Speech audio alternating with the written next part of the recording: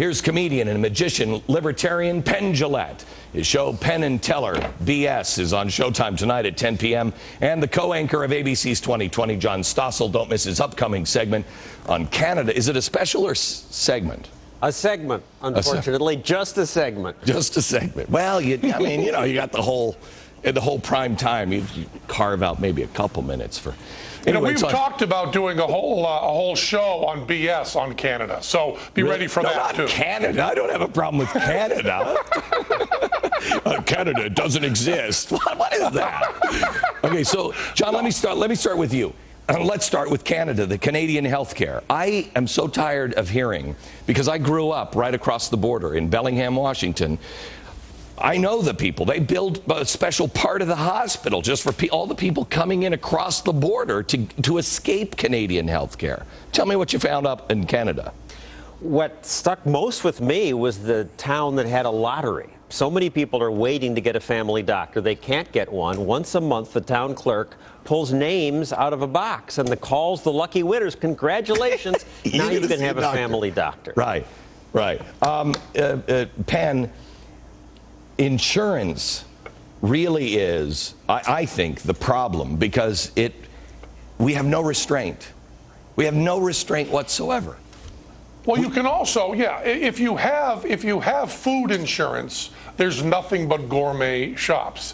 But what we have is not really insurance. What we have is prepaid, and that's a very big difference. If you had it so that people could get real, honest, catastrophic coverage, so they were really covered if they lost a lot of money, had a catastrophic event, but still had control over what they were paying on a smaller level, at least someone who was consuming the service would have some control over the payment. Well, it's when it gets really far away from individuals, it seems like a bad thing. Well, I don't know, either one of you guys, if you've ever had this happen to you before, but I've sat in a doctor's office, and he'll say, what kind of insurance do you have? He'll be writing a prescription. What kind of insurance do you have?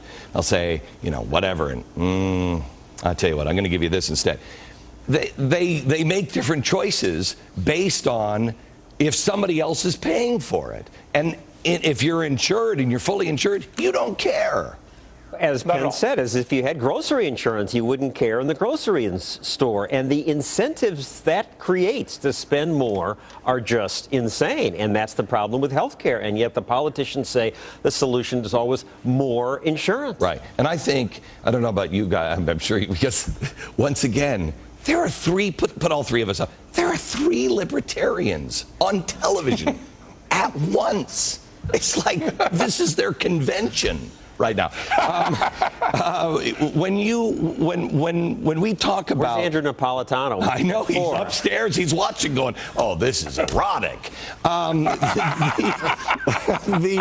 The thing about, the other argument that people always have is, well, then what are you going to do to fix it? What are you going to do to fix it? First of all, I put people in charge of their own medical care. And then I also cap the attorneys, because the other reason why nobody seems to care, the doctor is under so much pressure to not get sued that he'll do absolutely every test, because he doesn't want somebody to say, well, why didn't you do that test? It's safer to do 1,000 tests and somebody else is paying, so they do many more. I don't know that capping is all that fair or that libertarian. If somebody behaves truly egregiously, maybe a trial lawyer should punish the heck out of him. Well, okay. How about loser pays? Absolutely. Okay. How about that? Reduce the number of suits. Right. If the person that comes and brings this ridiculous lawsuit loses, they pay for it, I'm all for it. And then the parasite class can't just go suing everybody for bad reasons, and when they're proven wrong, they don't even have to say they're sorry. So, Penn, how would you fix health care?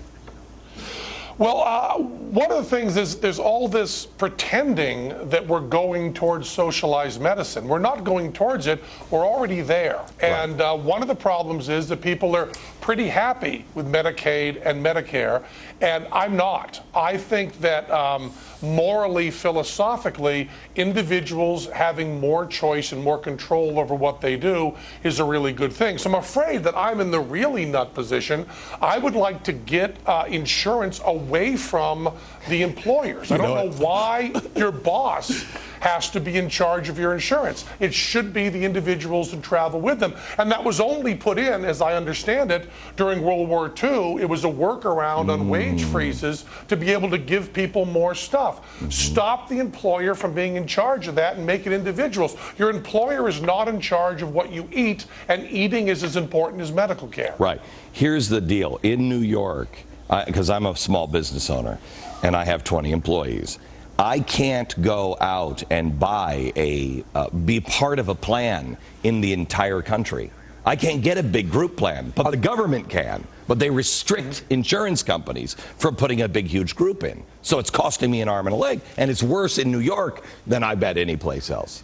And it's illegal for you to buy a policy in New Jersey, say, where they may Exactly have right. fewer stupid rules. Right. So your policy costs more. Exactly right. By the way, I want to show you a little bit of John Stossel's upcoming segment on healthcare in Canada and Great Britain. Watch this. You want innovation and fast treatment? That often comes from people pursuing profit. And you see that in Canada, because even here there is one area where they do offer easy access to cutting-edge technology.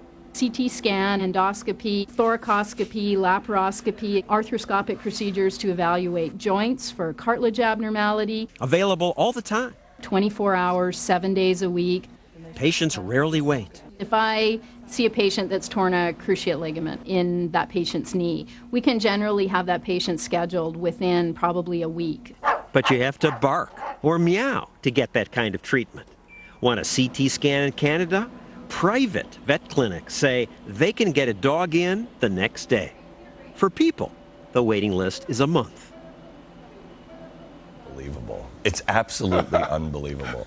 Let me ask you both this question. And Penn, you said a minute ago that healthcare went to the employers back in the 1940s. I went back and I played on the radio show today a fireside chat by FDR where he talked about the Second Bill of Rights. Are you guys familiar with his Second Bill of Rights? Yeah, I'm going to play it on television because there's video of it as well. It's practically been erased from our history books. He talked about there was a right to a job, and he actually wanted to put this into the Constitution: right to a job, a right to a house, and a right to health care.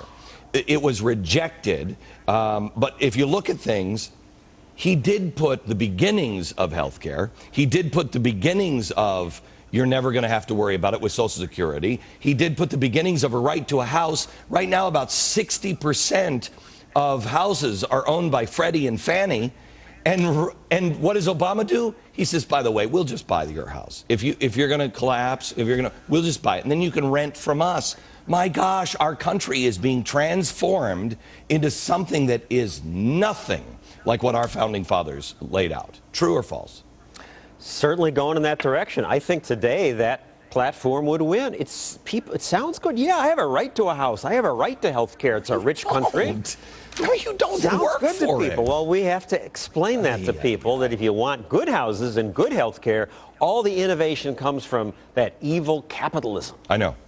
Okay, go ahead, real quick. I was just going to say, but you always talk about the ambitious people and the ones who want to work hard. You should also stick up for the lazy people. Capitalism allows people to do just enough to get by and not have the government tell them what to do. Let me tell you something. And that's also a reasonable life choice. It is. I have absolutely no problem. There are people. And capitalism allows that. You know that there are more beds in New York City than there are homeless people. There are more beds in homeless places in New York City. True or false, John Stossel? I have no idea. Okay. Come on, aren't you you're like Mr. Know I don't know everything. Okay, so they have more beds. The city actually hires people to go out, and a lot of times they know these guys by name, and they say, please come into a shelter. They choose not to.